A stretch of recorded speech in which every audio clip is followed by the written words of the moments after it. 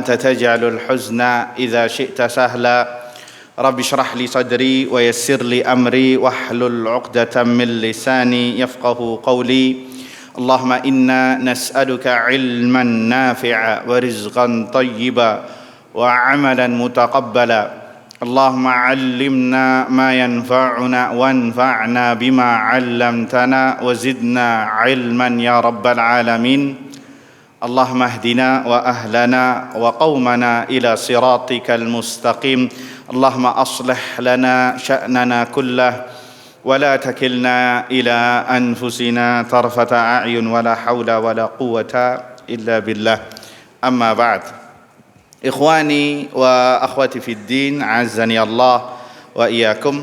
Alhamdulillah, kita panjatkan bersyukur kepada Allah Subhanahu wa taala yang telah memberikan kepada kita semua limpahan nikmat dan karunia-Nya, wabil khusus nikmatul iman wa nikmatul Islam, nikmat kesehatan dan kesempatan, sehingga dengan izin Allah Subhanahu wa taala kita bisa berkumpul kembali di salah satu rumah dari rumahnya dalam rangka bertafaqquh fiddin, mempelajari ilmu agama Allah Subhanahu wa taala. Semoga apa yang kita lakukan sekarang ini dicatat sebagai amal saleh kita di sisinya. Allahumma amin.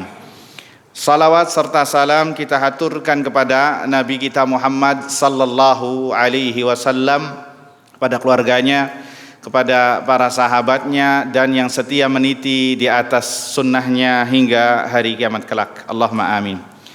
Ikhwani wa akhwati fid din, azani Allah wa iyyakum. Melanjutkan pembahasan kitab Syarhus Sunnah lil Imamil Barbahari, Syarhus Sunnah yang ditulis atau yang dikarang oleh Al-Imam Al-Barbahari rahimahullahu taala, yang wafat pada tahun 329 Hijriah. Yang kita bawakan syarahnya, penjelasannya Syekhuna Syekh Shalih Fauzan hafizahullahu taala dengan kitab Ithaful Qari bi Ta'liqi ala Syarhis Sunnah lil Barbahari hafizahullahu taala. Pembahasan kita kali ini menyangkut tentang penulis memberikan pesan kepada kita untuk menjauhi bid'ah dan bahayanya terhadap amalan seseorang dari sunnah Nabi sallallahu alaihi wasallam. Ini pembahasan yang sangat bagus dan sangat penting yang wajib untuk kita ketahui, ya, apalagi kita hidup di tengah-tengah yang sangat marak sekali praktek-praktek di luar sana yang mengatasnamakan atas nama agama, padahal itu sejatinya adalah bid'ah. Ikhwani fiddin, azani Allah wa iyyakum. Insyaallah pada kesempatan kali ini kita sedikit mengupas apa itu bid'ah secara bahasa, kemudian secara syar'i, kemudian sebab-sebab munculnya bid'ah, dan bahaya laten dari bid'ah itu sendiri. Insyaallah jika waktunya memenuhi. Ikhwani fiddin, azani Allah wa iyyakum. Kita sebutkan redaksinya terlebih dahulu. Qala al-muallif rahimahullahu taala, al-muallif al-Imam al-Barbahari rahimahullahu taala, penyusun kitab ini, mengatakan, wa'lam, ketahuilah, anna an-nasa lam yabtadi'u bid'atan qattu hatta taraku minas sunnati mislaha. Ketahuilah bahwasanya manusia tidaklah berbuat bid'ah satupun hatta taraku minas sunnati mislaha, sampai mereka meninggalkan sunnah yang semisalnya. Ya, ini kita bahas. Ini di antara bentuk dari bahaya bid'ah, artinya orang akan meninggalkan sunnah. Fahdhar al-muharramati minal umur, maka jauhilah perkara-perkara yang diharamkan, di antaranya bid'ah. Fa inna kulla muhdatsatin bid'ah, karena setiap perkara yang baru, dalam kurung adalah dalam bab agama, adalah bid'ah. Wa kulla bid'atin dalalah, dan setiap bid'ah itu sesat. Wad-dalalatu wa ahluha finnar. Dan yang namanya kesesatan serta pelaku kesesatan itu tempatnya yang pantas di neraka. Ikhwani biddin, azani Allah wa iyyakum. Ini sangat luar biasa pesan dari Al-Imam Al-Barbahari rahimahullahu taala yang wafat 329 Hijriah. Beliau berbicara pada tahun tersebut 300-an Hijriah, akan tetapi seakan-akan menggambarkan kondisi umat sekarang yang sudah terjangkit dengan virus bid'ah. Ya, sampai-sampai jika ada orang yang memperingatkan bid'ah, maka dia yang akan dimusuhi. Ya, dia yang akan dimusuhi. Kalau antum menasehati pelaku maksiat, mungkin dia berterima kasih kepada antum jika dia masih memiliki iman. Ya, peminum khamar antum nasihati, tentunya setelah sadar. Ya, kalau belum sadar antum yang dinasihati nantinya. Ya, maka setidaknya jika dia memiliki iman, pasti dia akan mengatakan jazakallah khair, barakallahu fiik, semoga Allah membalasmu. Doakan saya agar bisa bertaubat, karena menyadari dia sedang berbuat salah.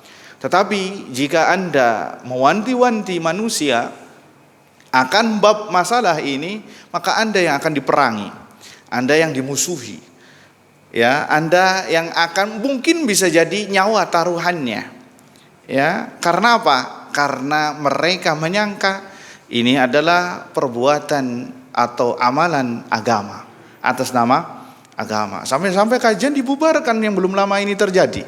Iya apa tidak? Ini semua diantara bahaya laten bid'ah. Jadi bahaya laten bukan korupsi saja. Ya, bid'ah itu lebih besar bahayanya ketimbang korupsi. Ya, karena ini menyangkut dunia dan akhirat, menyangkut agama seseorang. Makanya kita simak perkataan Al-Imam Syekh Saleh Fauzan hafizahullahu taala ketika mengomentari redaksi di atas, redaksi Al-Imamul Barbahari yang mewanti-wanti kita untuk menjauhi bid'ah. Kata beliau, ini hikmah yang luar biasa, dan ini diambil dari perkataan para salaf, annan nasa ma ahdatsu bid'atan illa faqadu mithlaha minas sunnah. Tidaklah sebuah kaum melakukan bid'ah kecuali akan ditarik dari perkara sunnah yang serupa, sehingga dia tidak suka dengan sunnah, sehingga dia kurang tertarik dengan sunnah. Apabila ada sunnah yang menjelaskan, maka apa yang terjadi? Sunnahnya ditolak. Kenapa? Karena mengganggu bid'ah. Itu bahaya laten bid'ah tatkala mengakar di masyarakat. Sunnah pun datang gak mempan. Ya, ahlu sunnah pun yang melakukan sunnah pun dijuluki yang tidak-tidak. Ya, dijuluki yang gak benar. Kenapa? Karena masalah bid'ah. Ya, fa innahu la yajtami as-sunnatu wal bid'ah abadan. Sunnah dan bid'ah gak bakal bersatu selamanya, abadan. Ibarat air dengan minyak, abadan gak bakal bisa bersatu. Makanya kata Syekh, imma an takuna sunniyan wa imma an takuna mubtadi'an. Antum harus milih, mau milih jadi orang yang berpegang teguh dengan sunnah, atau memilih untuk melariskan dagangan bid'ah. Harus milih salah satu, gak mungkin harus ada dua-duanya. Kenapa? Karena di antara efek bid'ah membenci sunnah, dan ahlus sunnah itu membenci pelaku dan serta amalan bid'ah. Makanya di sini sebutkan contoh-contohnya kalau kita ingin tahu. Ya, contoh gak lama dibubarkan pengajian. Itu bagian dari apa? Dari bahaya laten bid'ah. Pembangunan masjid dihalang-halangi. Ya, gereja dijaga ya ketika Natalan, tapi giliran masjid untuk dibangun ya dihalang-halangi. Ya, pengajian sunnah dibubarkan. Ini diantara bentuk apa? Bahaya dari bid'ah. Jadi luar biasa ini ya ikhwah. Sebagai contoh,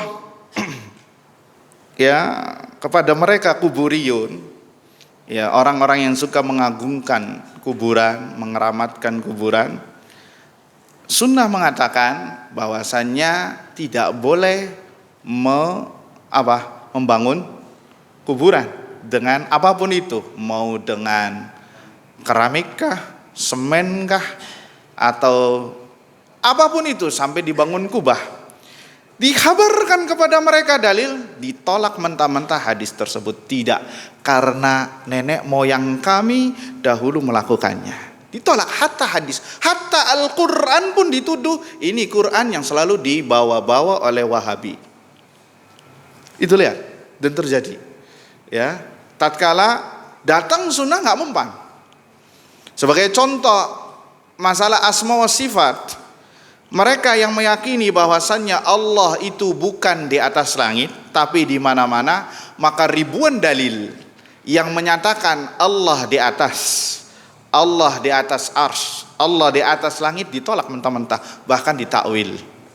Ini sebagai contoh bahwasannya bid'ah itu akan menghalangi seseorang dari al-haq, dari kebenaran, sehingga ditutup. Makanya ada sebuah hadis dari Nabi SAW, innallaha ihtajaba an kulli sahibi bid'atin hatta yada'a bid'atahu. Sesungguhnya Allah menutup pintu taubat dari pelaku bid'ah sampai dia meninggalkan bid'ahnya. Kenapa? Karena dia tidak menyangka dia sedang berbuat bid'ah. Dia tidak menyangka. Bahkan mereka mengatakan ini adalah amalan yang mendekatkan diri kepada Allah Subhanahu wa ta'ala. Sehingga jika ada yang mengutak-ngatiknya, maka ya harus berperang dengannya sampai mati-matian. Ini yang terjadi. Ya, ikhwani fiddin, a'azzani Allah wa iyyakum. Sehingga kita sebutkan di sini, kita harus tahu apa itu bid'ah. Kita harus tahu, tak kenal maka tak sayang. Bid'ah secara bahasa artinya al-ikhtira' ala ghairi misalin sabiq. Penemuan yang belum ada sebelumnya. Itu bid'ah. Secara apa? Secara bahasa. Penemuan yang belum ada sebelumnya, maka itu bid'ah. Seperti ini bid'ah. Secara apa? Secara bahasa. 100 tahun yang lalu ada apa tidak? Tidak ada. HP kamera yang seperti ini ada nggak 100 tahun yang lalu atau 30 tahun yang lalu? Nggak ada. Secara bahasa itu artinya apa? Bid'ah. Dan secara bahasa sah-sah saja. Karpet zaman Nabi nggak pakai karpet, masih kerikil. Iya apa tidak? Ya, ini bid'ah, tapi bid'ahnya secara apa? Secara bahasa. Lampu, AC, semua perkara dunia itu bid'ah karena tabiat dunia itu upgrade. Kalau antum tidak bisa update, tertinggal. Dulu antum baca koran, sekarang apa masih baca koran? Sudah enggak, digital sekarang. Makanya penjual koran ya maaf saja sudah kurang laku. Kenapa? Karena tabiat dunia itu upgrade dan update, dan antum mengikuti. Itulah yang namanya bid'ah, penemuan sesuatu yang baru. Sekali lagi, dalam bahasa ini tidak masalah. Makanya Allah mengatakan dalam penciptaan langit, Allah mengatakan di dalam surat Al-Baqarah 117, Badi'us samawati wal ard. Allah badi', pakai kalimat badi dari kalimat bada'a, bid'ah. Apa artinya? Allah menciptakan langit dan bumi yang sebelumnya belum Allah ciptakan. Artinya sebelum Allah menciptakan langit dan bumi ini nggak ada langit dan bumi. Jadi Allah pakai kalimat badi'. Ya, kalau terjemahan letterleknya Allah melakukan bid'ah yaitu dengan menciptakan langit dan bumi. Artinya sebelum Allah menciptakan langit dan bumi ada apa tidak? Tidak ada. Artinya Allah menciptakan sesuatu yang paling baru yang sebelumnya tidak ada.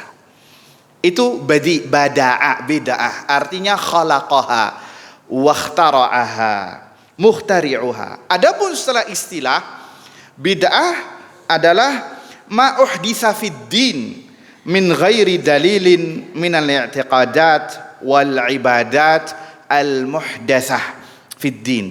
Secara istilah segala sesuatu yang baru dalam perkara agama. Antum harus garis bawahi. Dalam perkara apa?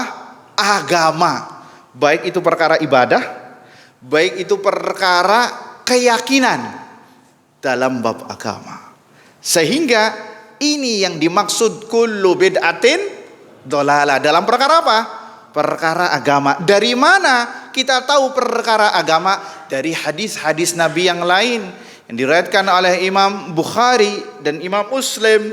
Man ahdatsa fi amrina hadza ma laysa minhu fahuwa raddun. Barang siapa yang mengada-adakan sesuatu yang baru fi amrina dalam perkara kami, yakni agama Islam yang dibawa oleh beliau sallallahu alaihi wasallam, ma laysa minhu, yang tidak ada landasan hukumnya, yang tidak kami ajarkan, fahuwa raddun, maka tertolak. Jadi itu yang dimaksud ya kullu bid'atin dhalalah. Juga hadis dari Nabi, setiap bid'ah sesat, yakni dalam perkara agama. Man amila amalan laisa alaihi amruna fahuwa raddun. Barang siapa yang beramal dengan sebuah amalan laisa alaihi amruna, yang tidak ada dalilnya dari kami, bahasa bebasnya kayak gitu, fahuwa raddun, maka tertolak. Itu diantara definisi bid'ah, setiap perkara baru dalam hal agama, apapun yang berkaitan ibadah, berkaitan keyakinan, ya, ibadah seperti salat maghrib 4 rakaat atau zikir dengan bernyanyi-nyanyi, ini ibadah. Sedangkan ibadah harus mengikuti dalil, mengikuti nas dari Al-Quran dan sunnah Nabi SAW. Atau keyakinan, meyakini bahwasannya Allah di mana-mana, Allah bukan di atas langit, bukan di ars, maka ini bid'ah. Keyakinan, akidah bid'ah fiddin.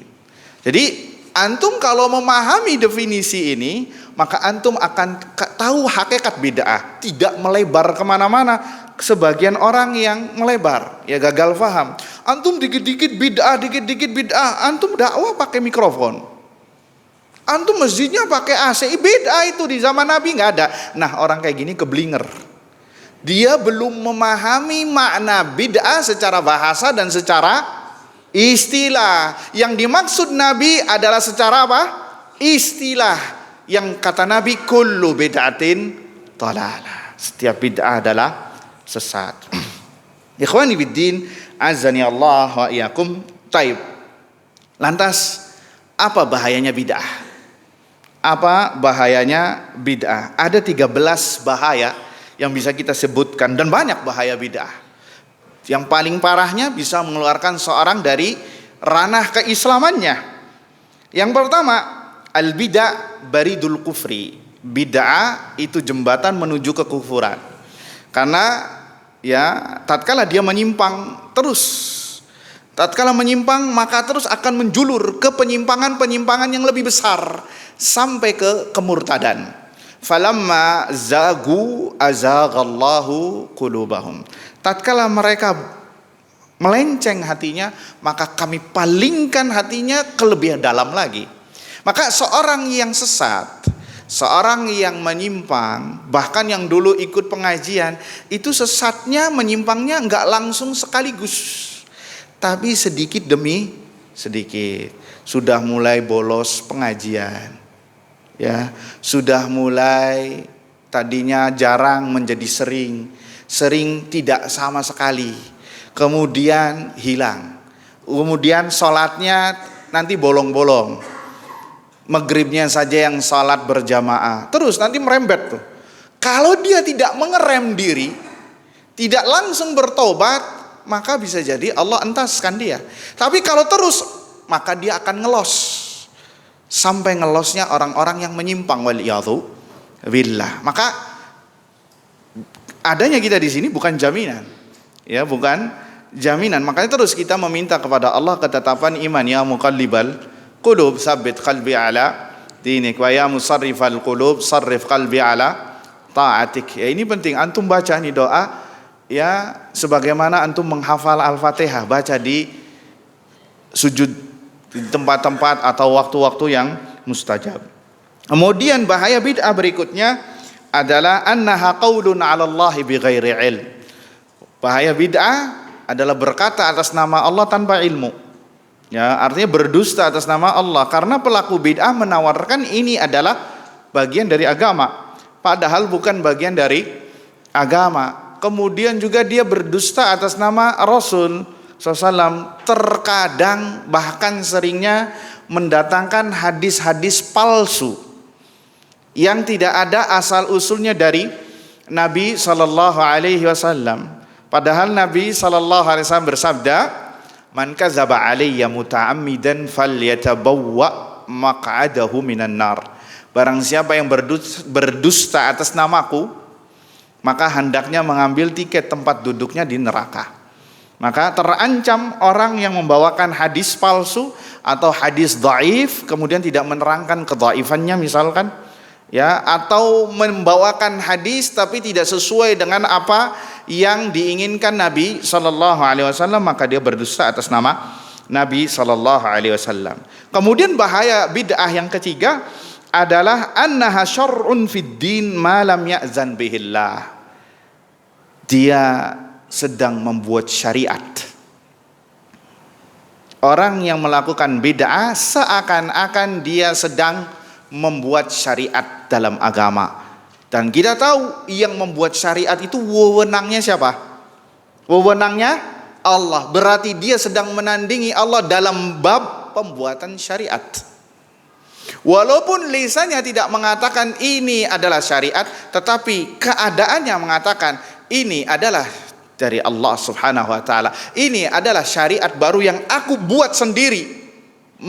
Dan tidak disebutkan oleh Nabi Sallallahu Alaihi Wasallam menandingi syariat Islam. Dan ini adalah dosa besar, bahkan bisa menggiring seseorang kepada kekufuran. Ya, menandingi Allah Subhanahu wa taala. Sekali lagi, syariat itu wewenangnya Allah Azza wa Jalla. Nabi menyampaikannya saja. Nabi hanya menyampaikan saja, innama alaikal balagh. Sesungguhnya engkau wahai Rasul menyampaikan apa yang kami wahyukan kepadamu. Tatkala orang membuat syariat, maka dia telah telah menandingi Allah Subhanahu wa taala dalam bab syariat. Kemudian yang keempat, bahaya bid'ah, karahiyatul mubtadi'ati lis-sunnati wa ahliha wal 'amali biha. Pelaku bid'ah membenci sunnah, membenci pelakunya, bahkan membenci untuk mengamalkan sunnah. Dan itu survei membuktikan sudah menjadi sesuatu yang kita semua merasakan. Tidaklah pelaku bid'ah kecuali dia membenci sunnah. Disampaikan hadis Nabi SAW, membencinya. Membenci ahlus sunnah juga, orang yang berusaha mengamalkan sunnah. Itu sampai tadi pengajian dibubarkan. Itu efek dari apa? Bid'ah. Kemudian pembangunan masjid juga digagalkan. Ini juga dari faktor bid'ah. Bahkan pembangunan pesantren pun dipersulit. Ya, ini efek dari apa? Dari bid'ah. Karena mereka tahu pengajian sunnah ini yang akan memberantas bid'ah, yang mana mereka melariskan dagangan ini semua. Jadi itu yang terjadi. Dan yang disinggung oleh Syekh Shalih Fauzan, bahwasanya bid'ah dan sunnah gak bakal bertemu. Harus milih salah satu. Ya imma antum memilih sunnah kemudian membenci bid'ah, atau kebalikannya, memilih bid'ah kemudian menjadi musuh sunnah. Ya, waliyadzubillah. Dan sejarah membuktikan bahwasanya pelaku bid'ah tidak suka dengan sunnah, sebagaimana kisah Imam Ahmad, ya, rahimahullahu taala, ya, tatkala di zaman beliau ada pemahaman Mu'tazilah yang sesat yang mengatakan Al-Qur'an makhluk. Ya, dan khalifahnya tatkala itu Khalifatul Ma'mun dari dinasti Abbasiyah yang terjangkiti syubhat ini sampai memenjarakan Imam Ahmad, dan terjadi dialog dengan dua Ahmad. Ahmad bin Hambal sama Ahmad bin Abi Duat, ya, yang Mu'tazili, seorang pelaku bid'ah, ya, dan khalifahnya termakan syubhat bid'ah sampai memenjarakan imam, sampai memaksa para ulama saat itu untuk mengatakan Al-Quran adalah makhluk dan bukan kalamullah, kecuali Imam Ahmad yang tegar, sampai dipenjara, dipecut, sampai beberapa periode pergantian khalifah. Ya, Allah melihat ketegarannya, sampai-sampai Allah berikan kemenangan agama Islam ini dengan keteguhan Imam Ahmad ibn Hambal. Makanya dikatakan Imam Ahmad adalah imam ahlus sunnah, ya, karena ketegaran beliau untuk tidak mengatakan Al-Quran makhluk. Dan subhanallah, Allah menangkan sampai sekarang. Antum mendengar Al-Quran kalamullah atau antum mendengar Al-Quran makhluk? Yang mana? Al-Quran kalamullah, sudah hilang itu, ya, yang dulu mendominasi di zaman Imam Ahmad. Kenapa? Karena Islam akan selalu tegak, akan selalu berjaya, akan selalu dimenangkan oleh Allah, walau karihal kafirun, walau karihal ahlul bid'ah, walau karihal musyrikun. Ya, itu sudah janji Allah. Makanya kita berusaha agar sekiranya Allah itu memilih kita untuk bisa memberikan sumbangsih dalam agama Islam ini. Ya, karena Islam pasti akan dimenangkan oleh Allah. Pertanyaannya, apakah Allah menggunakan tenaga kita untuk memenangkan agama Islam ini ataukah tidak?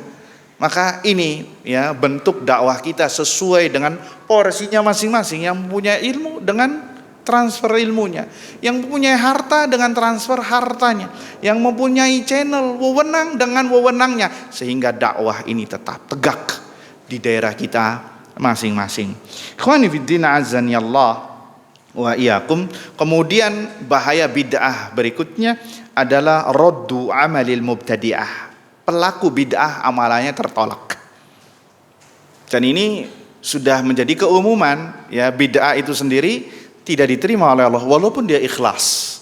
Walaupun ikhlas karena Allah nangis sejatinya jika amalan tersebut tidak sesuai dengan yang diajarkan, maka tertolak.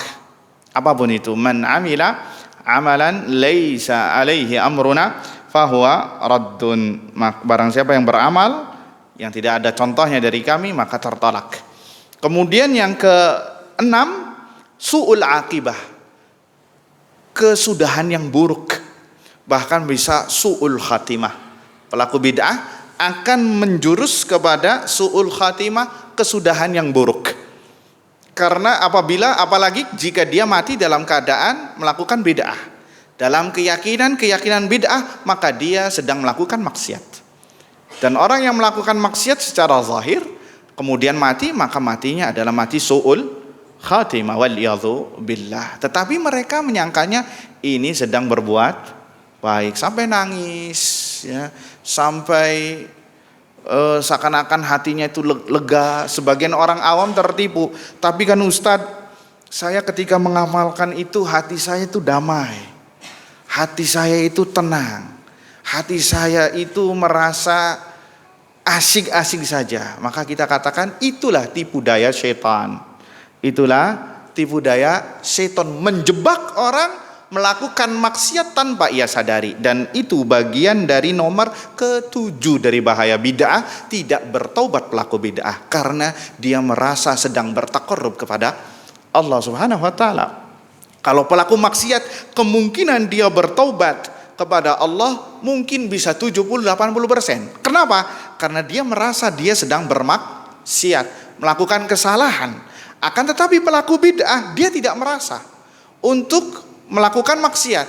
Bahkan dia ini sedang bertaqarrub kepada Allah Subhanahu wa taala, sehingga tatkala ada orang yang menegur dia, maka dia enggak terima. Ya, bisa bunuh-bunuhan yang ada. Kenapa? Karena dia menyanggapnya ini adalah agama. Kemudian yang ke-8 di antara bahaya bid'ah adalah inikasu mafahimil mubtadi'ah haitsu taltabis alaihimul umur bisababi syubah fayarawna al bid'ah sunnah was sunnah bid'ah. Ahlu bid'ah memahami sesuatu yang terbalik karena subhat yang ia dapatkan, sehingga dia memahami sunnah itu adalah bid'ah dan bid'ah adalah sunnah. Dan itu yang terjadi sekarang. Survei membuktikan kita membahas sunnah, ini yang diperangi, ini bid'ah, tidak sesuai dengan ajaran nenek moyang kami. Tetapi ajarannya mereka yang bukan berasal dari Al-Quran dan sunnah dikatakan inilah Islam, inilah budaya Islam. Tuh lihat, terbalik. Yang Islam padahal itu bid'ah, yang sunnah, yang bid'ah itu adalah Islam. Dan itu survei membuktikan, sehingga dia beragama dengan agama yang salah.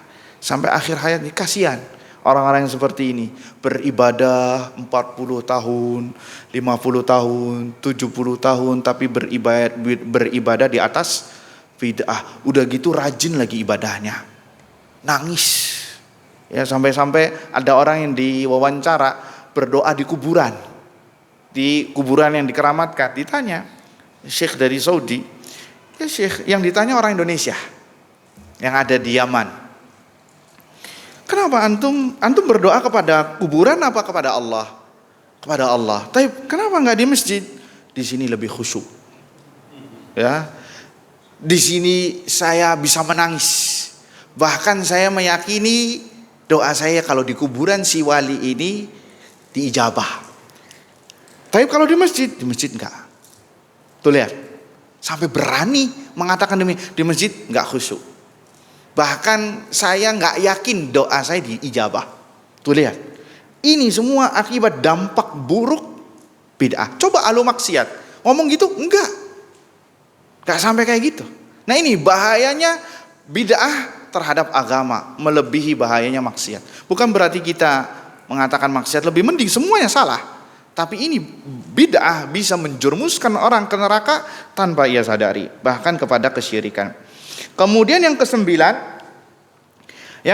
di antara bahaya bid'ah, wuqu'uhu fil fitnah bisa babi mukhalafatihi lisunnah. Dia akan terjerembab dalam fitnah disebabkan dia menyelisihi Nabi sallallahu alaihi wasallam, menyelisihi sunnah Nabi sallallahu alaihi wasallam, yang mana Allah mengancam di dalam surah An-Nur ayat 63, falyahzaril ladzina yukhalifuna an amrihi an tusibahum fitnatun aw yusibahum azabun alim. Maka hendaknya waspadalah orang-orang yang menyelisihi perintahnya. Perintah di sini adalah perintah Nabi sallallahu alaihi wasallam, menyelisihi sunnahnya. Apa kata Allah? Allah ancam dengan dua, antusibahum fitnah, dia akan terkena fitnah. Fitnah di sini kata Imam Ahmad yaitu kesyirikan, dan kesyirikan dosa terbesar yang ada di muka bumi yang mengundang azab Allah turun. Kemudian yang kedua, au yusibahum azabun alim, atau akan ditimpa azab yang pedih. Azab ini bervariasi, bermacam-macam, bisa azab yang hakiki atau azab yang non hakiki. Yang non hakiki seperti hatinya menjadi keras, menjadi batu, sulit menerima kebenaran, sulit untuk menerima sunnah, sehingga dia lebih senang untuk mengamalkan bid'ah. Dan itu yang terjadi. Atau akan ditimpa azab yang pedih. Sebagai contoh kasus hadis yang diriwayatkan oleh Imam Muslim, bahwa ada seseorang yang makan dengan tangan kirinya, ya, kemudian ditegur oleh Nabi SAW. Ya, orang yang makan, yang wajib itu apa? Orang makan dengan tangan kanannya walaupun kidal. Kidal boleh nggak dengan tangan kiri? Hah? Boleh nggak? Boleh nggak kalau orang kidal makan dengan tangan kiri?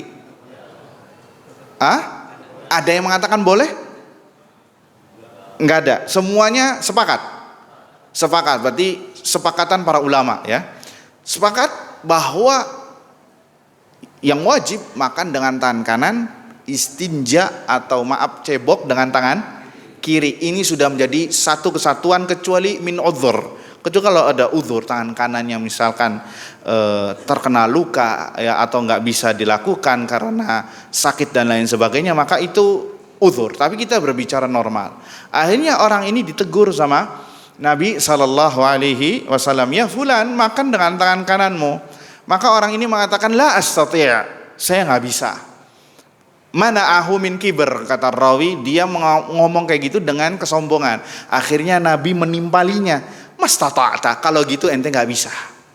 Akhirnya bahasa kitanya, Nabi belum mingkem dari omongannya, orang tersebut tidak bisa tangannya menggerakkan makanannya ke mulutnya.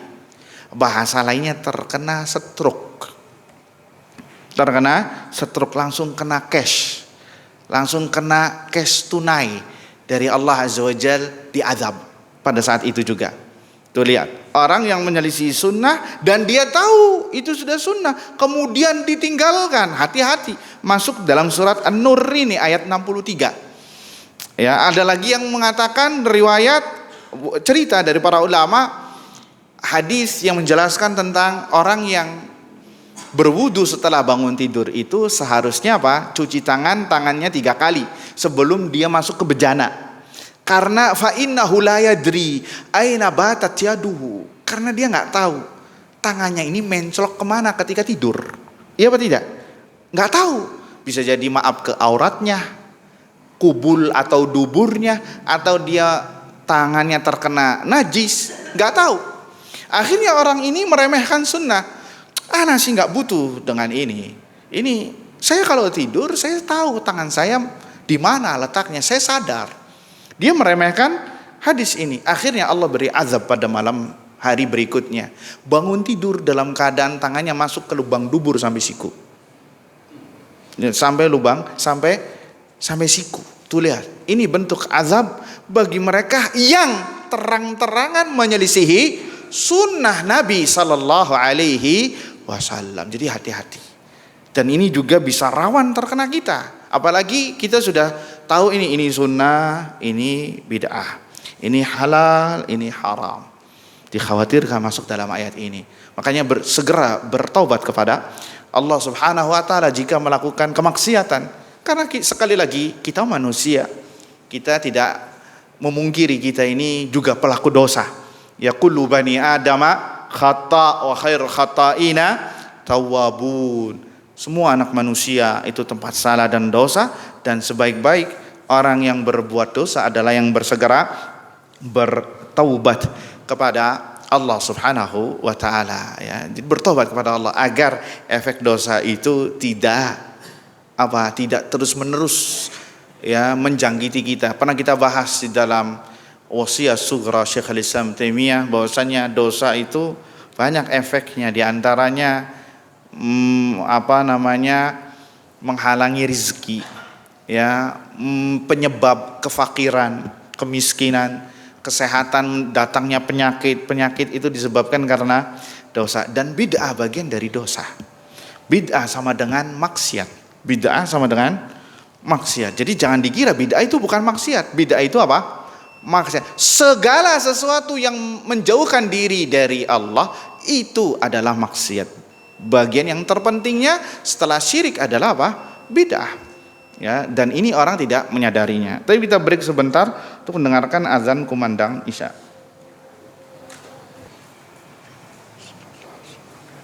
Baik, ikhwani fi din, azani Allah yakum. Kita lanjutkan sisa dari apa yang kita bahas. Bahaya dari bahaya bid'ah. Nomor berapa sekarang? Nomor 10. Nomor 10 adalah annal mubtadi' yansibu nafsahu mustadrikan ala syariah. Pelaku bid'ah yunsibu nafsah, mengatakan dirinya itu mengkritisi syariah. Mengkritisi syariah walaupun dia tidak mengatakannya. Kenapa? Jadi seakan-akan begini, dengan dia melakukan bid'ah, seakan-akan syariat Islam itu tidak lengkap. Iya apa tidak? Ya, walaupun dia tidak mengatakan syariat Islam itu tidak lengkap, tetapi perbuatannya mengatakan syariat Islam belum sempurna sampai ritual yang saya lakukan ini dimasukkan ke dalam syariat. Faham sampai di sini? Mengkritisi. Bahasa lainnya memprotes. Protes kepada siapa berarti? Kepada Allah. Secara keadaannya, walaupun lisannya tidak berani mengatakan. Karena Allah mengatakan dalam surat Al-Maidah ayat 3, Al-yawma akmaltu lakum dinakum wa atmamtu alaikum ni'mati wa raditu lakumul islama dina. Pada hari ini telah kusempurnakan untuk kalian agama kalian, telah kusempurnakan pula untuk kalian nikmat-nikmatku, dan telah kuridhoi Islam sebagai agama. Lihat kata Allah, dan telah kusempurnakan untuk kalian agama kalian. Maka pelaku bidah mengatakan, tidak ya Allah, tidak sempurna. Enggak, belum sempurna. Sampai ini yang saya lakukan ini dimasukkan ke dalam agama. Protes kepada Allah Azza wa Jalla. Bahkan menuduh secara tidak langsung bahwa Rasulullah belum menyampaikan risalah secara totalitas. Bahasa lainnya menuduh Rasulullah pengkhianat. Kata para ulama, man za'ama anna hunaka bid'atan yaraha hasanah faqad za'ama anna Muhammadan khana risalah. Barang siapa yang mengatakan ada bid'ah yang baik, bid'ah hasanah, nih ini yang banyak digembor-gemborkan sama mereka. Enggak semua bid'ah itu sesat, ada bid'ah yang baik. Ya ketimbang nanti main kartu, lebih baik ngaji bersama-sama. Tuh lihat dalilnya ketimbang, ya ketimbang. Jadi ini baik, nggak apa-apa, boleh kok. Ya sudah, kalau ente mengatakan baik, sholat maghrib tambahin 1 rakaat, kan 3, tambahin lagi biar lebih baik, iya nggak? Jadi semakin banyak pahalanya. Berani tidak? Nggak berani. Kenapa? Ritual itu berpatokan kepada dalil. Jadi orang yang mengatakan bid'ah, berbuat bid'ah, atau sampai meyakini ada bid'ah yang baik, maka dia telah menuduh Rasulullah sallallahu alaihi wasallam pengkhianat. Rasulullah sallallahu alaihi wasallam itu sebagai pengkhianat, dan itu bagian dari bahaya yang ke-12 nantinya disebutkan. Kemudian yang ke berapa sekarang? 11, pelaku bid'ah akan membawa dosa jariah. Jadi ada amal jariah, ada dosa jariah. Kapan itu? Jika bid'ah yang ia promosikan dilakukan oleh orang lain, walaupun dianya sudah mati. Jika itu terus bergulir, berjalan, maka dosanya akan mengalir walaupun dia sudah mati. Mengerikan tidak? Mengerikan sekali, ya. Sebagaimana sabda Nabi sallallahu alaihi wasallam, man da'a ila dhalalatin fa alaihi wizruha wa wizru man tabi'ahu min ghairi an yanqusa min auzarihim syai'. Ya, barang siapa yang menyuruh kepada kesesatan, entah itu maksiat, entah itu pemikiran yang menyimpang, entah itu kebid'ahan, apapun itu, kesyirikan, ya, maka baginya dosa, dan dosa orang yang mengikutinya tanpa dikurangi sedikit pun. Orang yang melakukan, orang yang mendapatkan dosa tadi. Jadi dia dapat dosa, kemudian orang yang mengikutinya dia dapat dosa, dan ditransferkan juga kepada orang yang merintisnya tadi, yang mengusungnya tadi, yang melariskannya tadi, sampai hari kiamat. Selagi perbuatan itu terus ada. Dan itu juga berlaku kepada kebaikan. Kebaikan juga demikian. Antum sebagai pemotor yang menggerakkan kebaikan, kemudian kebaikan itu dilakukan oleh orang setelah antum, atau ada yang mengikuti, maka antum dapat pahala walaupun tidak mengerjakan kebaikan itu. Terus bergulir sampai hari kiamat jika amalan tersebut dilakukan. Jadi ini juga bisa menjadi ladang menuju surga atau ladang menuju neraka, waliyadzu billah. Kemudian yang ke-12, bahwa pelaku bid'ah akan diharamkan dari meminum air dari telaga Nabi sallallahu alaihi wasallam, disebabkan karena perbuatan bid'ah. Inti ceritanya ini panjang, disebutkan oleh Al-Imam Bukhari, ya, bahwa ana faratukum 'alal haud, aku akan menunggu kalian di haud, kata Nabi sallallahu alaihi wasallam. Kemudian man marra alayya syarib, barang siapa yang melewatiku pasti akan meminumnya. Semoga kita semua termasuk orang yang meminum dari telaga Nabi sallallahu alaihi wasallam. Allahumma amin. Amin ya rabbal alamin. Dalam riwayat Nabi mempersilahkan, fadhal ini satu, fadhal ini satu. Allahu akbar. Fadhal. Satu-satu Nabi mempersilahkannya. Ini luar biasa ya ikhwah. Akhirnya apa yang terjadi? Kata Nabi, wa man syariba la yazma abada. Dan barang siapa yang meminumnya, maka dia tidak bakal haus selamanya. Apalagi setelah kejadian matahari dijengkalkan 2 mil atau 1 mil di padang mahsyar, maka manusia sangat haus luar biasa. Kemudian kata beliau, la yaridanna alayya aqwamun a'rifuhum wa ya'rifunani. Akan ada kaum yang datang kepadaku, aku mengenalnya dan mereka mengenalku. Sebentar, berhenti dulu di sini. Ini bagaimana Nabi mengenal umatnya? Ada yang bisa menjawab? Ada bekas sujud. Berarti umat terdahulu nggak pada sujud? Umat terdahulu pun juga sujud. Mumtaz, bekas dari wudu. Karena wudu adalah amalan yang khusus untuk umat Muhammad sallallahu alaihi wasallam, sehingga Nabi mengenali umatnya dari bekas wudu yang bercahaya di jidatnya, di sininya akan bercahaya, maka di situ ini umatku. Dan ini perintah agar kita memperbanyak wudu, ya, walaupun nggak sholat. Di antara sifat seorang mukmin adalah yuhafiz ala al-wudu, menjaga wudunya. Dan apabila seorang meninggal dalam keadaan berwudu, ini termasuk indikasi seorang itu husnul khatimah, maka dijaga. Entah itu antum keluar rumah, safar, kemudian batal wudunya, maka wudu lagi walaupun tidak sholat, karena ini ciri khas seorang mukmin. Akhirnya kata Nabi SAW, thumma yuhalu baini wa bainahum, kemudian aku dihalangi dari mereka. Artinya orang ini, kaum ini diusir. Siapa yang mengusirnya? Malaikat atas perintah dari Allah Azza wa Jal. Wa aqulu innahu min ummati, ya Rabbi, itu mereka semua adalah umatku. Semuanya adalah umatku ya Rabbi. Kenapa engkau usir? Ya, dari sini lihat jawaban malaikat wahyu dari Allah. Innaka la tadri ma ahdatsu ba'dak.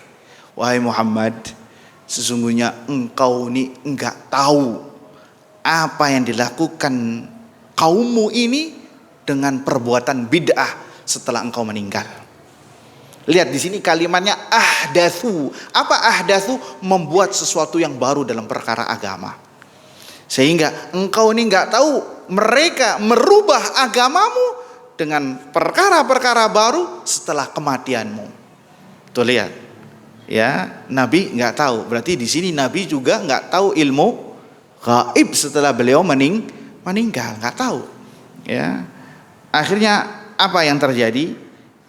Nabi SAW mengatakan, suhqan liman ghayyara ba'di. Kalau begitu menjauhlah mereka dariku, mereka yang telah merubah agama ini setelahku.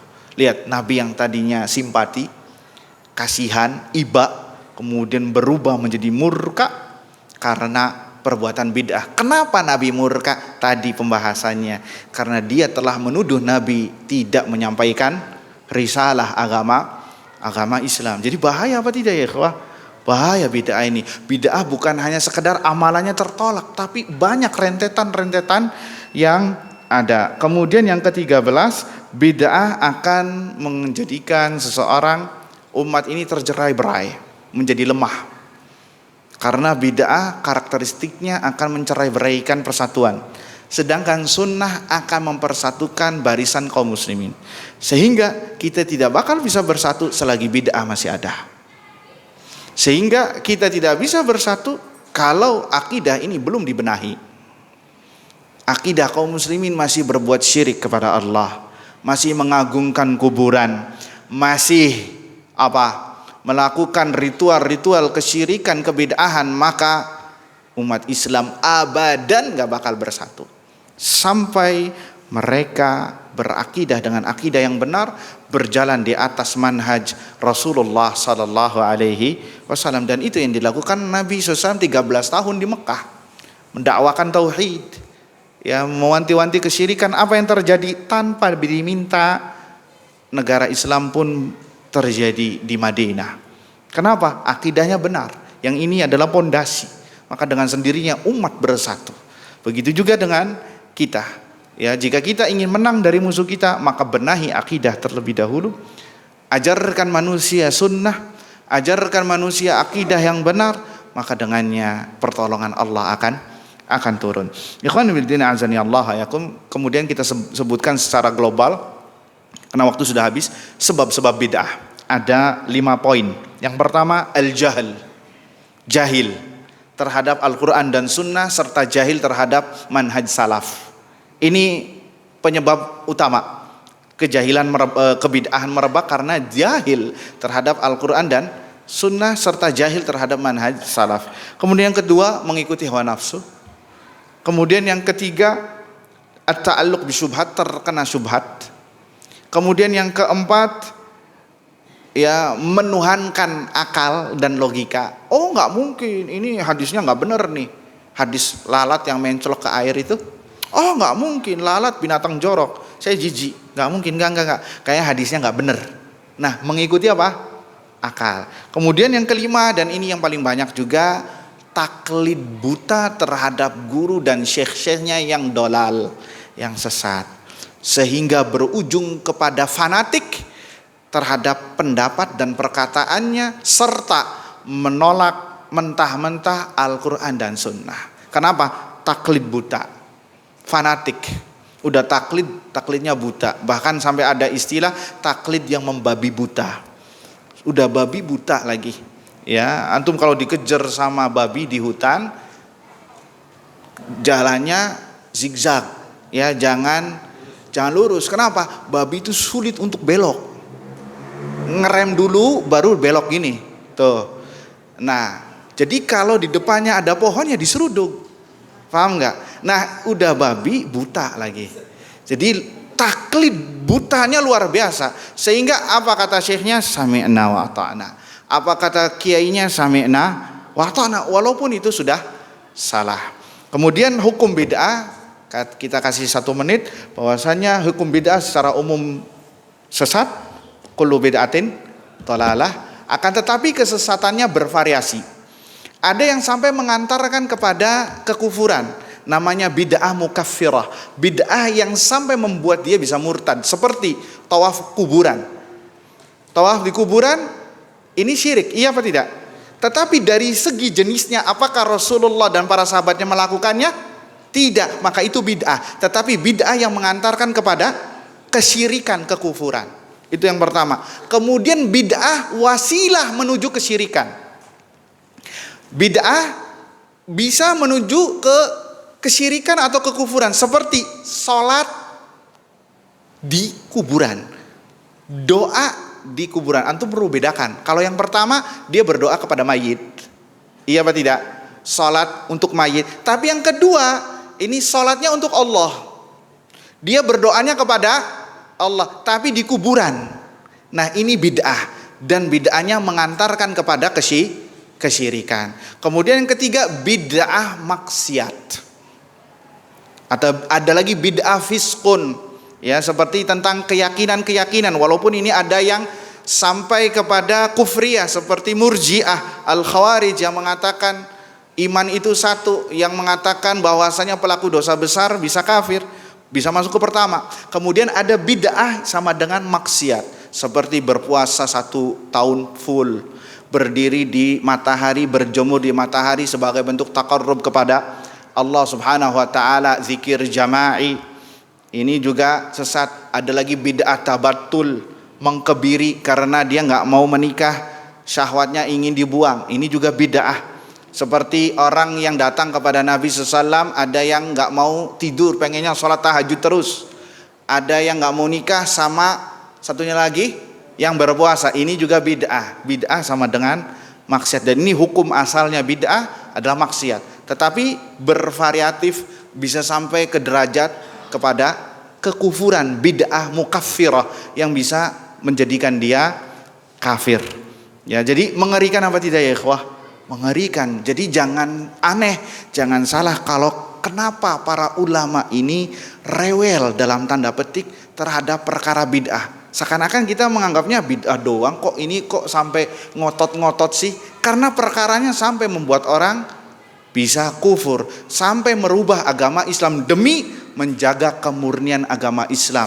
Maka dari bid'ah, dari syirik, dari khurafat, dari takhayul, bid'ah ini jembatan menuju kesyirikan, bid'ah jembatan menuju khurafat, bid'ah jembatan menuju maksiat, bid'ah jembatan menuju segala keburukan. Makanya para ulama sangat mewanti-wanti perkara bid'ah. Ya, jadi itu, dan bid'ah tidak semua orang mau dijelaskan, kecuali di beberapa tempat saja. Di sebagian tempat sudah dengar kalimat bid'ah kupingnya sudah panas, alergi. Ustadz jangan ngomong bid'ah dong, ngomong aja ini tidak sesuai sunnah. Sampai ada yang ngomong kayak gitu, dipanggil, Ustadz nanti jangan ngomong bid'ah ya, ngomongnya tidak sesuai dengan sunnah. Tuh lihat, padahal yang pertama kali mengatakan kullu bid'atin dhalalah itu siapa? Rasulullah sallallahu alaihi wasallam. Itulah kejahilan.